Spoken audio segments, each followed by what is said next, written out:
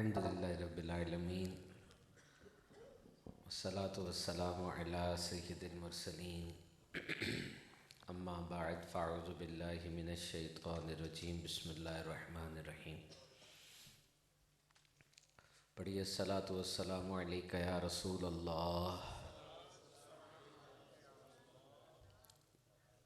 میرے آقا مدینے والے مصطفیٰ صلی اللہ تعالیٰ علیہ وسلم نے فرمایا کہ اہل محبت کا درود میں خود سنتا ہوں۔ وہ کتنی بڑی سعادت کی بات ہے کہ رات کے اس پہر میں نبی مکرم صلی اللہ علیہ وسلم خود آپ کا درود سنیں۔ تو ذرا جھوم کر درود پاک پڑھیں گے۔ الصلاۃ والسلام علیکہ یا رسول اللہ۔ جتنے لوگ ہیں اتنی آواز ہے نہیں۔ اب سوچئے کہ کون سی چیز ہے جو درود پاک پڑھنے سے ہمیں روک رہی ہے۔ ایک انسان کے ساتھ کتنے فرشتے ہوتے ہیں؟ کتنے؟ اونچی بولیں۔ ایک انسان کے ساتھ 5 فرشتے ہوتے ہیں۔ کون کون کہاں ہوتا ہے اور کیا ڈیوٹی دے رہا ہوتا ہے سنیں۔ ایک تو دائیں ہاتھ پہ ہے نا، اچھائی لکھ رہا ہے۔ ایک بائیں ہاتھ پہ ہے، گناہ لکھ رہا ہے۔ ایک سینے کے آگے ہوتا ہے جو انسان کو نیکی کا کام کرنے کی ترغیب دیتا ہے۔ ایک پشت کے پیچھے ہوتا ہے جو برائی سے روکتا ہے، اور ایک فرشتہ ماتھے کے سامنے ہوتا ہے، اس کی ڈیوٹی سب سے منفرد ہے۔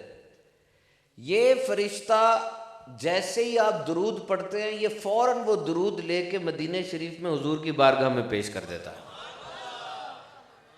اور یہ فرشتہ ڈاکیے کی طرح نہیں ہے کہ سارے دن میں جو ڈاک آئی، اب جب ایک ڈاک آتی ہے ڈاکیا وہ ایک ڈاک لے کے تو نہیں جاتا گھر میں، سارے دن کی ڈاک اکٹھی کرتا ہے پھر محلے میں آتا ہے۔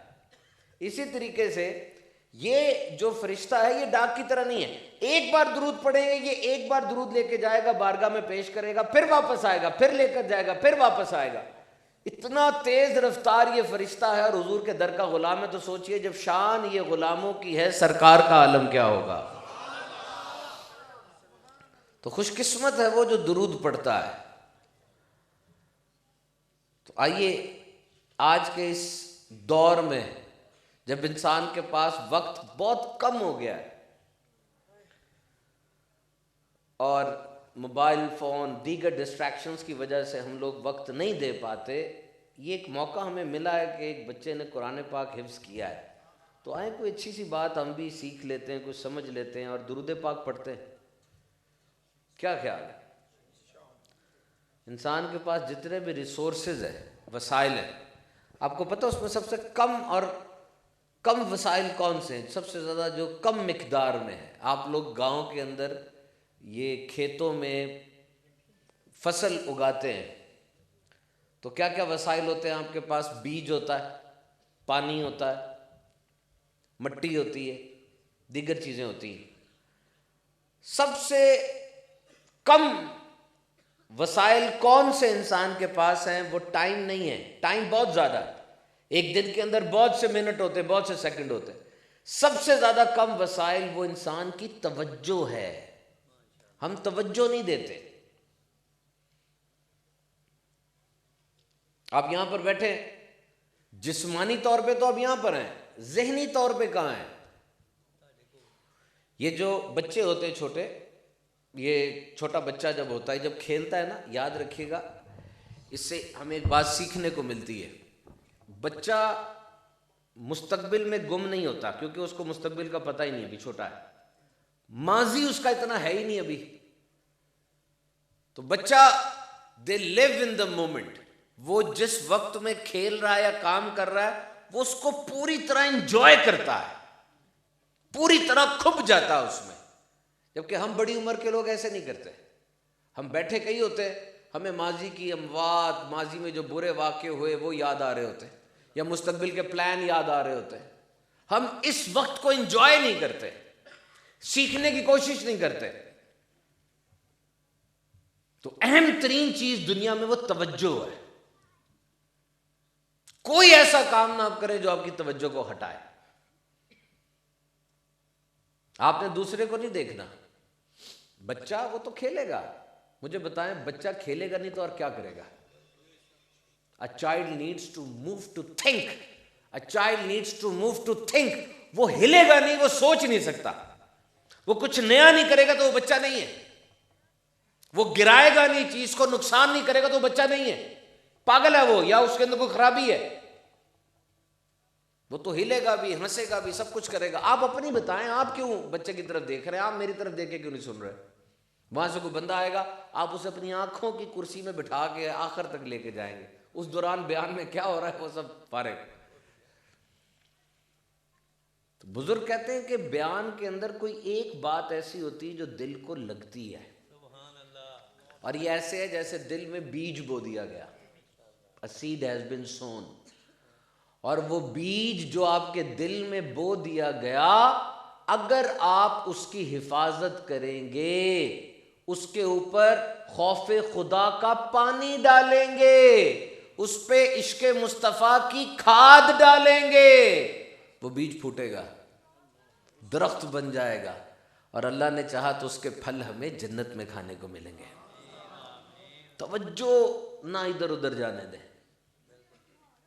ٹرائی ٹو فوکس کریں الفاظ کو.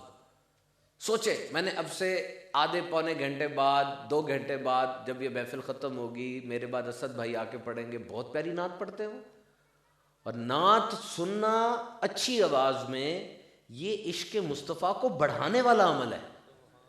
میں بیان کروں گا، اس میں کچھ آپ سیکھیں گے.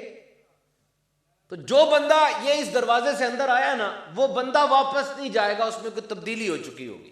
آئیے طے کرتے ہیں، چاہے وہ بڑی عمر کا ہے چاہے وہ چھوٹی عمر کا ہے. وی ول بی اے چینجڈ مین. کبھی تو بدلیں ہم. دل نہیں چاہتا کہ موت آنے سے پہلے بدل جاؤں میں.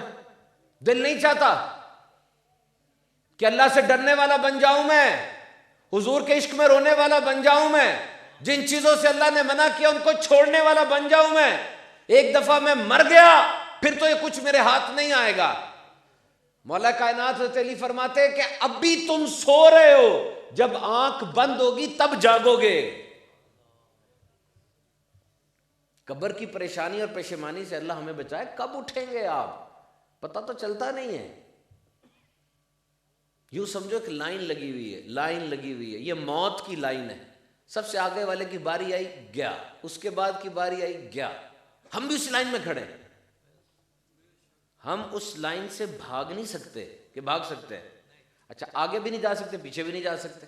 انتظار کر رہے ہیں. جب باری آ جائے گی، کوئی دنیا کی طاقت ہمیں پیچھے نہیں کر سکتی. تو کچھ کر لیں یار، کچھ. ابھی آپ کھڑے ہو سکتے ہیں، قیام کر لیں. ابھی آپ میں طاقت ہے، زبان چل رہی ہے، تو اس زبان سے اچھی چیز بولیں. آپ کیا سمجھتے ہیں کہ یہ سب کچھ پہلے سے لیٹر آئے گا آپ کو کہ تم 2 دن بعد مر جاؤ گے؟ ارے نہیں. میں شیخ زید ہاسپٹل میں تھا، آج سے کوئی 15-17 سال پہلے کی بات ہے. وہاں پہ ایک بہت بڑا سیاست دان تھا، اس نے اپنے جگر کا ٹرانسپلانٹ کروایا تھا سنگاپور سے. پاکستان میں اس کا ٹرانسپلانٹ نہیں ہوتا تھا، انڈیا میں ہوتا تھا، چائنا میں اور سنگاپور میں. 60 لاکھ روپے دے کے آیا تھا وہ، اور لاہور آ کے اس کا ٹرانسپلانٹ فیل ہو گیا، اس کا جگر تباہ ہو گیا اور وہ مر رہا تھا. اب اس کا کوئی حل نہیں تھا. اس کی دودھ کی کمپنی تھی، پتہ نہیں کتنے لاکھوں لیٹر دودھ ساری زندگی اس نے بیچا. مجھے انہوں نے بلایا، میرے سامنے میں نے دیکھا کہ اس کے منہ میں دودھ ڈالا ہے تھوڑا سا، یہاں ڈالا، یہاں سے باہر آ گیا، اور وہ تھوڑی دیر بعد مر گیا. میں نے سوچا یہ کیا دیکھا ہے میں نے یار. دودھ ڈالا ہے، ساری زندگی لاکھوں لیٹر دودھ بنایا ہے، اس نے 2 قطرے نہیں پی سکا. پھر میرے ذہن میں آیا کہ اس کا نا دنیا میں کھانے کا کھاتا ختم ہو گیا تھا. جب کھانا مل رہا ہے، رزق ہے، جب رزق ہی ختم ہو گیا تمہارا دنیا میں، اب تمہیں 1 قطرہ دودھ نہیں ملے گا. اب جاؤ آگے، مقام آ گیا.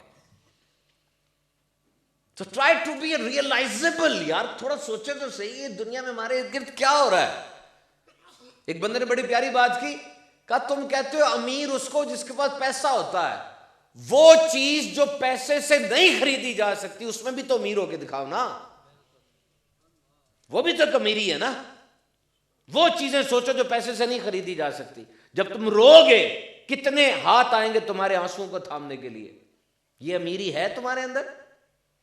ایک اسرائیل کی بہت بڑی ماڈل تھی، عورت تھی، بڑی خوبصورت، اور دنیا میں اس کا بڑا نام تھا، اس کو کینسر ہو گیا.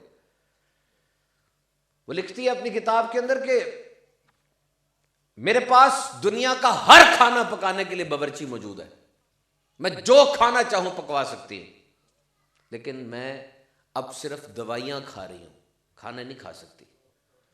میرے پاس دنیا کا ماہر ترین ہیئر ڈریسر ہے جو ہر طرح کے بال بنا سکتا ہے، لیکن میرے تو بال اتار دیے گئے ہیں کیونکہ کینسر میں کیمو ہوتی ہے اور کیمو کے اندر بال نہیں رہتے. اور میں دنیا میں جتنی مرضی کوئی مہنگی گاڑی بن جائے میں اس کو خرید کے اپنے گراج میں لا سکتی ہوں، لیکن میں تو صرف ویل چیئر میں ایک جگہ سے دوسری جگہ جاتی ہوں. اور پھر کچھ ہی دنوں کے بعد وہ مر گئی.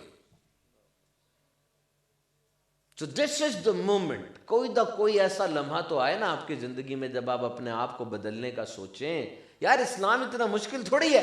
حضور اکرم صلی اللہ تعالی علیہ وسلم نے جو پیغام دیا وہ آسان ترین پیغام ہے. عرب کے اندر 3 چیزیں بدبختی کی علامت تھیں: ایک کالا ہونا، ایک غلام ہونا اور ایک اجنبی ہونا. اور یہ تینوں چیزیں بلال میں موجود تھیں. حضرت بلال رضی اللہ تعالیٰ عنہ، تینوں چیزیں تھیں. اور جب ان غلاموں نے یہ دیکھا کہ اسلام آ گیا ہے، یہ اسلام کے نبی ہیں، یہ دعوت دیتے ہیں، انہوں نے کہا یار ہمارے یہاں تو بڑا مسئلہ تھا، ہم غلام ہیں، ہمیں تو یہ مارتے ہیں، اور ہم کسی اور چیز سے بنے ہیں، یہ کسی اور چیز سے بنے ہیں، سیٹھ امیر یہ اور چیز سے بنے، ہم کسی اور سے. پہلی آیت نازل ہوئی جب قرآن پاک کی، اور اس میں کہا کہ ہم نے انسان کو بجنے والی مٹی سے بنایا. اب ان کو پتہ چلا کہ ہم سب تو ایک ہی مٹی سے بنے ہوئے ہیں، اور انہوں نے آگے بڑھ کے اسلام قبول کیا. اسلام قبول کرنا کوئی مشکل ہے؟ دنیا جہان کا کوئی بھی آدمی آ جائے، کیا اسلام میں کلمہ پڑھانے سے پہلے ہم اس سے پوچھیں گے کہ بھی آپ کی ذات کیا ہے، برادری کیا ہے، آپ غلام ہیں، مالک ہیں، کتنے پیسے ہیں آپ کے پاس، شودر ہیں، برہمن ہیں، کون ہیں آپ؟ پوچھیں گے نہیں. 2-4 باتیں وہ مان لے گا، فوراً مسلمان ہو جائے گا. تو آئیں اٹھیں یار، کب تک اپنی زندگی اندھیرے میں گزارتے رہیں گے؟ اٹھ کے دین اسلام کو امبریس کریں. دنیا میں مسلمان ہونا یہ بڑی کامیابی نہیں ہے، بڑی کامیابی مرتے وقت مسلمان ہونا ہے، قبر میں مسلمان ہونا ہے. کوئی عمر نہیں ہے سیکھنے کی، سکھانے کی. یاد رکھنا، انڈیا کے اندر 2 ڈاکومنٹریز میں دیکھ رہا تھا، 104 سال کی عورت ہے، اس نے لکھنا پڑھنا سکھا ہے. 104 سال کی عورت ہے، اس کو شوق تھا، کاش مجھے شوق ہو جائے کہ میں اپنے رب کا کلام پڑھوں. منتیں کروں میں یہ قاری صاحبان کی، یہ امامے والے جو لوگ بیٹھے ہیں، یہ امامے والے، یہ ٹوپی والے، یہ داڑھی والے، ان کے پاس جاؤں، جی تانوں قرآن پڑھنا آندا ہے، مینوں سکھا دیو. کنی بڑی بدقسمتی ہے میری کہ میں اپنے رب دا کلام نہیں پڑھ سکتا. ہائے ہائے، میرا رب کی فرما رہا ہے. قرآن جب انسان پڑھتا ہے نا، وہ ایسے جیسے اللہ باتیں کر رہا ہے اس سے. بدقسمتی ہے کہ نہیں بتاؤ؟ یہ قرآن جو دنیا میں سب سے زیادہ کھولے جانے والی کتاب ہے، جس کا ثانی کوئی نہیں آ سکتا، جو میرے رب کا کلام ہے. دیکھو آج اسکول کے اندر ایک بچہ ٹاپ کرتا ہے، نمبر 1 آتا ہے، فرسٹ آتا ہے، کون انعام دے گا اس کو؟ میڈم دے گی. میڈم دے گی نا، زید بیٹا آگے آ جاؤ، آپ کو بھی انعام ملے گا. کیوں جی؟ آپ نے فرسٹ پرائز لیا ہے، انعام ملے گی، کلیپنگ ہوگی. اچھی بات ہے، کیونکہ اس کو انعام ملنا چاہیے تاکہ وہ اچھا پڑھے آگے، حوصلہ افزائی ہے. لیکن مجھے یہ بتاؤ، جو قرآن حفظ کر لے اس کو انعام کون دے گا؟ قیامت کا دن ہوگا، ساری مخلوق کے سامنے رب تعالیٰ اس سے اور اس کے والدین کو عزتوں کے تاج پہنائے گا. بات پھر میں وہی کروں گا کہ صرف اس بچے پہ نہ چھوڑ دیں، یہ اپنے پہ لیں. قرآن آپ کا بھی ہے، اتنی بڑی کتاب، اتنا اس کا قرات کا ثواب، اتنا کچھ نہ کچھ تو سیکھنے کی کوشش کریں. Try to jot it down. فرمایا قرآن آسمان پر خزانہ اور زمین پر تمہارے لیے رہنمائی ہے. اپنے نبی موسیٰ علیہ السلام کو رب نے فرمایا ہے موسیٰ، میں اپنے آخری نبی پر ایک ایسی کتاب نازل کروں گا جس کی مثال دودھ کی طرح ہے، اور دودھ کو جب بلویا جائے نا اس میں سے مکھن نکلتا ہے. یعنی جو اس کو کام کرے گا، اس کو پڑھے گا، اس کو سیکھے گا، میں اس کو اور نوازوں گا. دنیا کی ہر کتاب میں غلطی کی گنجائش ہے. Remember, There are many fields of education in this world. Medical science, engineering. اتنا کچھ تعلیم کے اندر ہو چکا ہے, اتنی ترقی ہو چکی ہے, انسان کے ایک ایک حصے کے اوپر آج طب, میڈیکل سائنس, ڈاکٹر کام کر رہے ہیں. آنکھوں کی میڈیکل سائنس, اس کو آپتھلمولوجی کہا جاتا ہے. سکن کی ہے, اس کو ڈرمٹولوجی کہتے ہیں. ہڈیوں کی ہے, اس کو آرتھوپیڈک سرجری کہتے ہیں. پٹھوں کی ہے, اس کو ریمیٹولوجی کہا جاتا ہے. پیٹ کی ہے, اس کو گیسٹرنٹولوجی کہتے ہیں. گردے کی ہے, اس کو نیفرولوجی کہتے ہیں. جگر کی ہے, ہیپاٹولوجی کہا جاتا ہے. پیشاب وغیرہ کے معاملات ہے, یورولوجی کہتے ہیں. عورتوں کے معاملات ہے, گائناکولوجی کہتے ہیں. بیسک سائنسز ہیں. لاکھوں کتابیں لکھی گئی ان موضوعات کے اوپر. لٹریچر ہے, ادھر غالب کی, میر کی اور آتش کی, اقبال کی شاعری پڑھی جاتی ہے. تاریخ ہے, لاکھوں کتابیں لکھی گئی. یاد رکھو, جو بھی کوئی کتاب لکھتا ہے نا, اس کے شروع میں لکھتا ہے کہ میری کتاب میں غلطی کی گنجائش ہے. اے پڑھنے والے, اگر تجھے غلطی ملے مجھے بتا دینا, میں اس کو ٹھیک کر لوں گا. انسان ہے نا, انسان نسیان سے نکلا ہے, اور نسیان غلطی کو کہتے ہیں, بھول کو کہتے ہیں. بندہ بھول جاتا ہے. بڑی بڑی کتابوں میں غلطیاں ہو جاتی ہیں. آپ نے نوٹ کیا ہوگا, آپ کا بچہ جب 8ویں سے 9ویں میں جاتا ہے تو میڈم کہتی ہے نئی کتابیں لے کر آؤ. آپ کہتے ہیں جی پرانے بچے کی پڑھی ہوئی ہیں, وہ ہمارا محلے دار تھا. نہیں, اس میں غلطیاں ہو گئی ہیں, سائنس نے کچھ نیا ایجاد کر لیا ہے, تبدیل ہو جاتی ہے کتابیں. ہر کتاب میں غلطی کی گنجائش موجود ہے. اور آؤ دیکھو, یہ قرآن پاک, یہ بھی ایک کتاب ہے. دنیا میں 1 ارب 70 کروڑ مسلمان رہتے ہیں, ہر گھر میں قرآن ہے. ہوگا نا ہر گھر میں, اور مسجدوں میں, جامعات میں, مدرسوں میں تو کتنے نسخے پڑے. آؤ یہ کتاب نکالتے ہیں, دیکھتے ہیں کیا اس میں لکھا ہے غلطی کی گنجائش ہے. ہم نے کتاب کھولی, دوسرے صفحے پہ لکھا تھا ذالک الکتاب لا ریب فیہ. تم غلطی کی بات کرتے ہو, اس میں تو شک اور شبے کی بھی گنجائش نہیں ہے. اس میں شبے کی بھی گنجائش نہیں ہے. اور یہ قرآن نازل ہوا عربوں کے اندر, جو فصاحت و بلاغت میں شہنشاہ تھے, جن کی شاعری سے بیمار ٹھیک ہو جاتے تھے, جو جب جنگوں میں حملہ کرتے تھے تلوار سے بھی حملہ کرتے تھے, شعروں سے بھی حملہ کرتے تھے. فصاحت و بلاغت کے شاہ سوار تھے, لٹریچر کے ماہر تھے. شاعری میں ان کے پلے کا کوئی نہیں تھا.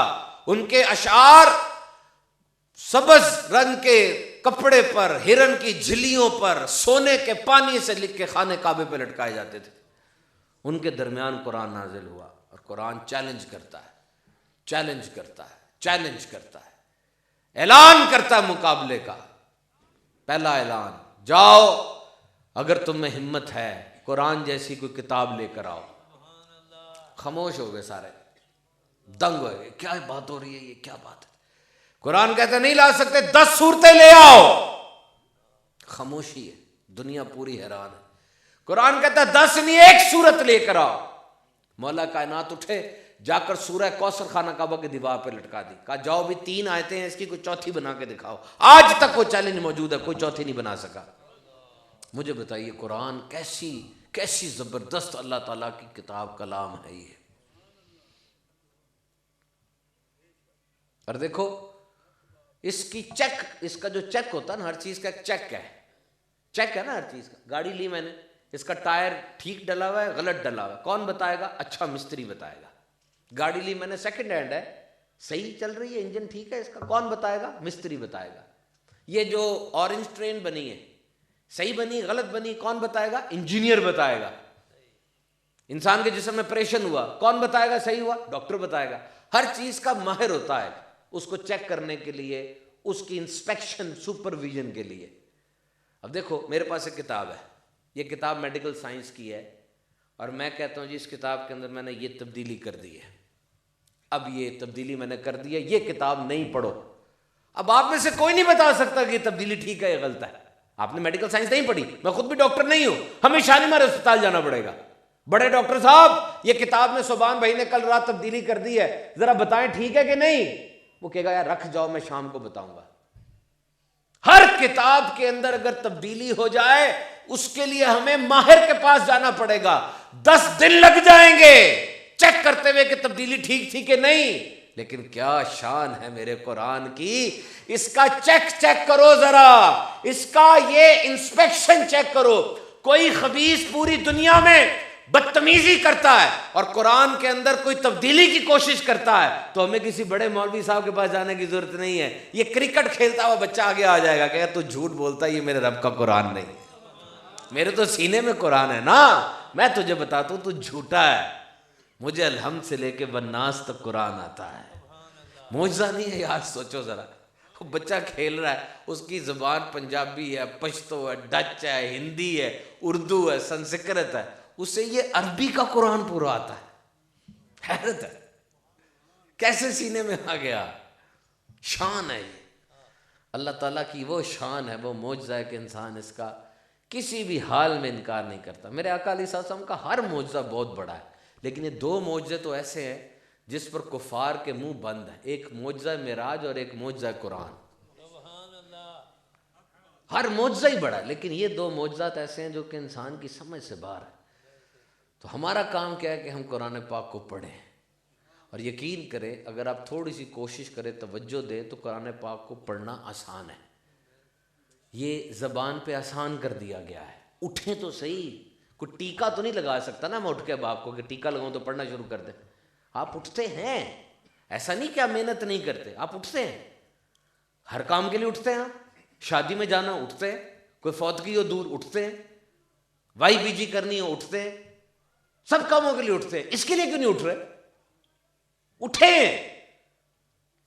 اگر کوئی بندہ, غور سے سننا, اگر کوئی بندہ مجھے یہ کہتا ہے کہ جی فلاں کام مشکل ہے, تو یہ اس کی رائے ہے نا, اس کو مشکل لگتا ہے, مجھے تو ٹرائی کرنا چاہیے.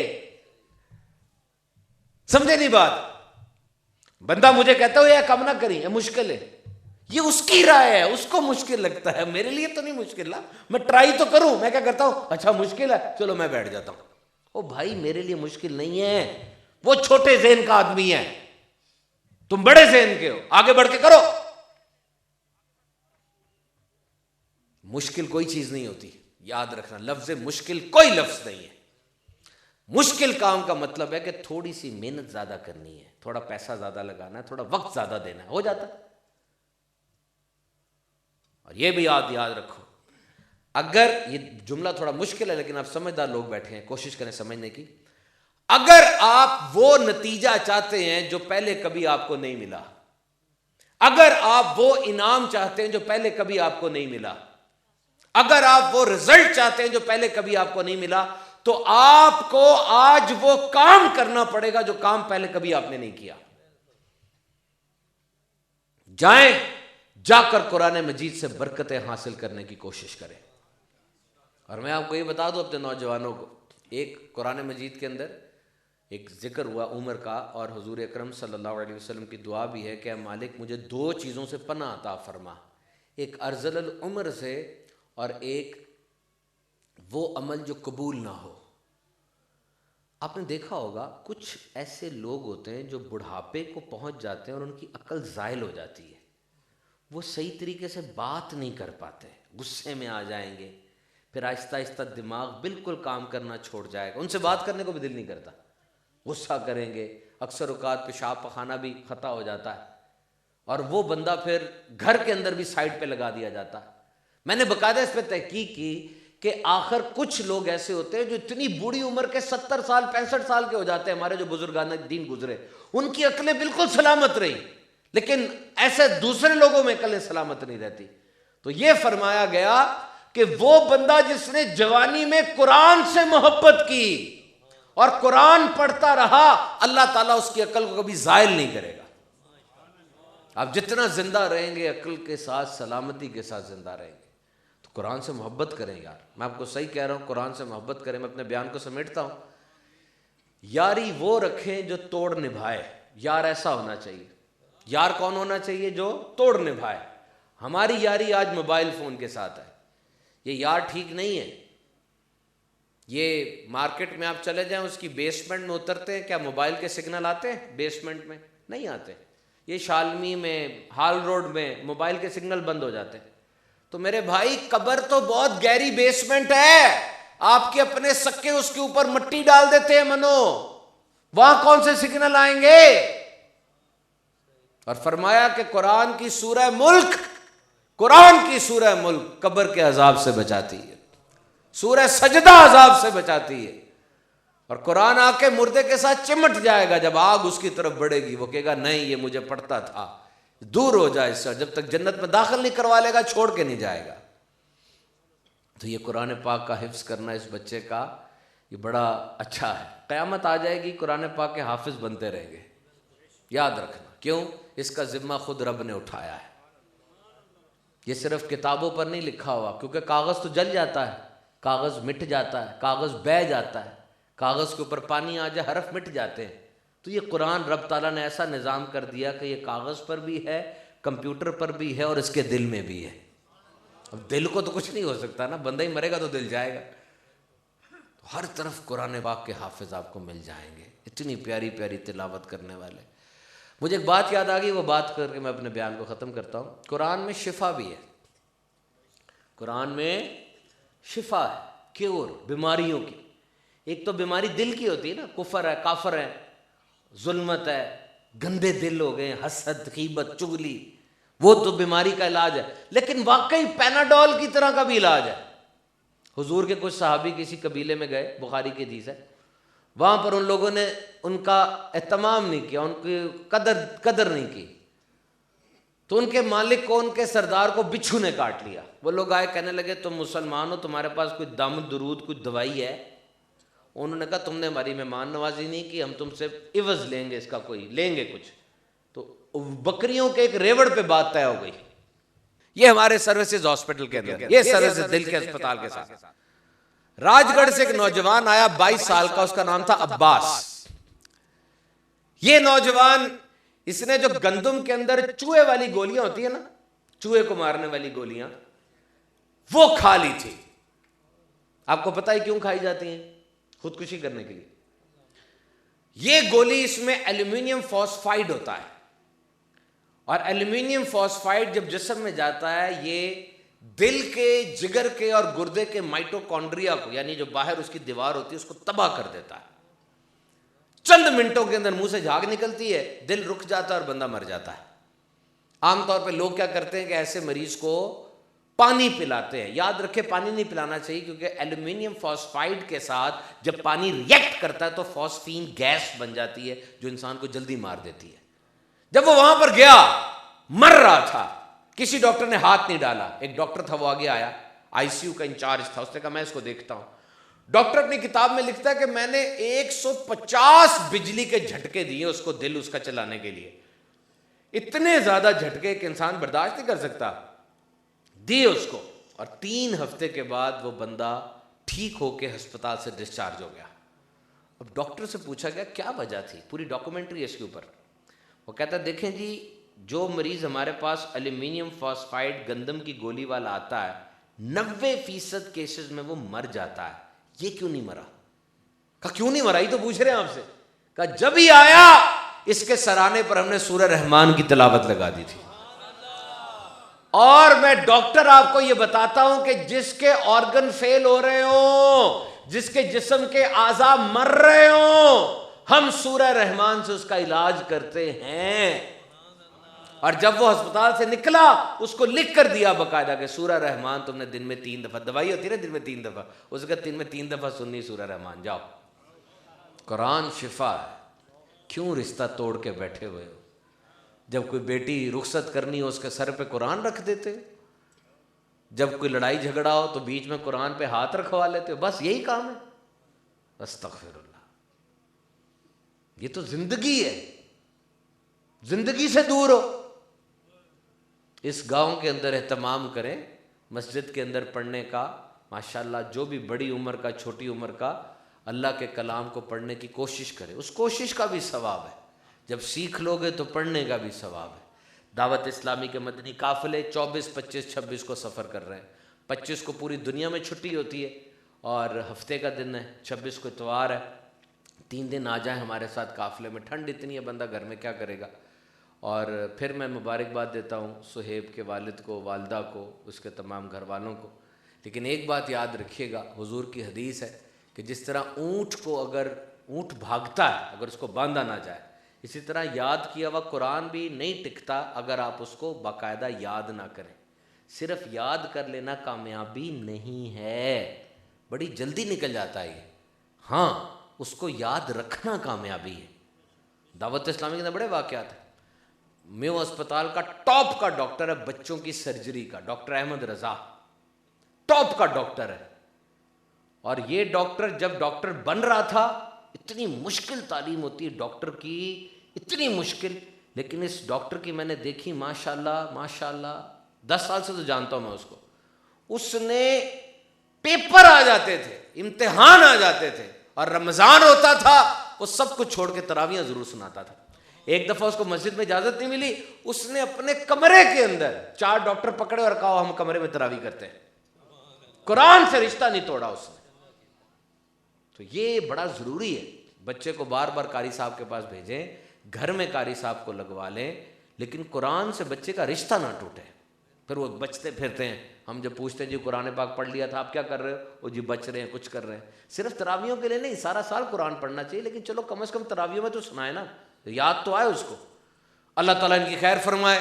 ہمارے سید اولاد حسین شاہ صاحب بہت عظیم آدمی ہیں ہماری دعوت اسلامی کے, انہوں نے یہ اجتماع ارینج کیا اور سارا کچھ کیا, ہمیں بلایا, انہی کے کہنے پر ہم آئے, ہمارے بڑے.